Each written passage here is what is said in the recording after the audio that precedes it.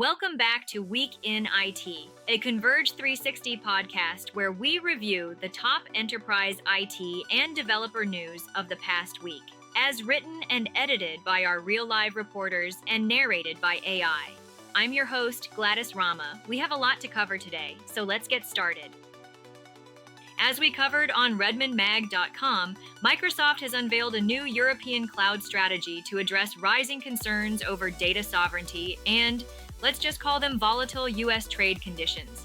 The plan includes a 40% increase in European data center capacity over the next 2 years and a Cloud for Sovereignty package that gives EU governments more oversight over how Azure operates within their borders. Microsoft is also partnering with regional platform vendors to build sovereign clouds that operate entirely under local laws.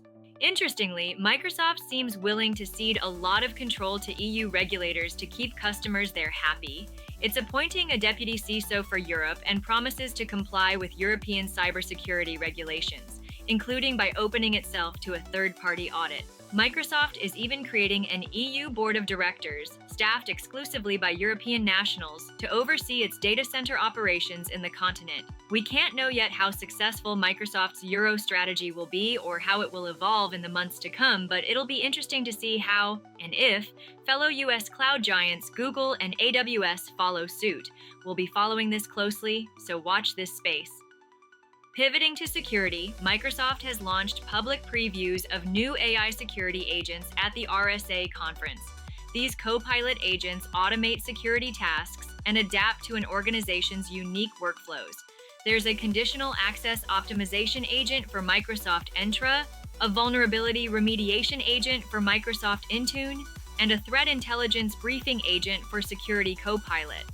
And because AI usage levels can be hard to predict, Microsoft has launched a new overage purchasing plan, letting organizations extend their Copilot capacity beyond what they originally provisioned. You can read all the details on Redmond Mag. Meanwhile, as reported on Pure AI, Meta is stepping up to Google Gemini and OpenAI with the launch of its standalone Meta AI app, built on Llama 4. The app features a social feed that shows how others are engaging with Meta AI, along with preset prompts and voice chat capabilities. Voice integration remains a cornerstone of Meta's AI strategy. For instance, users can interact with Meta-approved smart glasses with voice conversations. They can start and pick up conversations via the glasses or an app interface, and vice versa. Meta has some pretty lofty goals for its AI platform.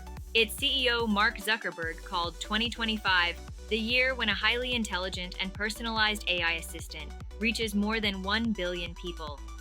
Over on Virtualization and Cloud Review, we wrote about a new report from Cloudera showing that there are still significant barriers to AI agent adoption in enterprises. At the top of the list is data privacy, followed by integration complexity, high implementation costs, and lack of expertise. Despite these concerns, businesses are super enthused about AI agents. More than half began adopting agentic AI in the past 2 years, and nearly 100% plan to expand their use in the next 12 months. Don't just jump in blindly, though. Cloudera recommends businesses strengthen their data foundations first, then start with high-impact projects, establish clear accountability frameworks, and ramp up AI training. And finally, the guy who coined the term vibe coding to describe AI-driven development is now telling developers to not go ham on AI. Specifically, OpenAI co-founder Andrej Karpathy is telling dev teams to watch out for the quote-unquote overeager junior intern savant with encyclopedic knowledge of software, but an overabundance of courage and little to no taste for good code. That's pretty scathing. Karpathy calls for vigilance over AI suggestions, emphasizing the need to be, in his words, slow, defensive, careful, and paranoid. On it. You can check out the full article on Visual Studio Magazine, which you'll find linked in the description box below, along with the other articles we talked about. Even more than vibes and paranoia, what today's developers need is up-to-date skills training and a vibrant community of peers and experts. You can find all of that at our upcoming VSLive event, taking place in person at Microsoft's Redmond headquarters this August. There are session tracks covering the full spectrum of today's development landscape, from .NET to analytics to cloud, and of course, AI. If you're curious at all, I highly encourage you to check out the conference link below. And that's a wrap for this week's episode. Thanks for tuning in and catch you next time.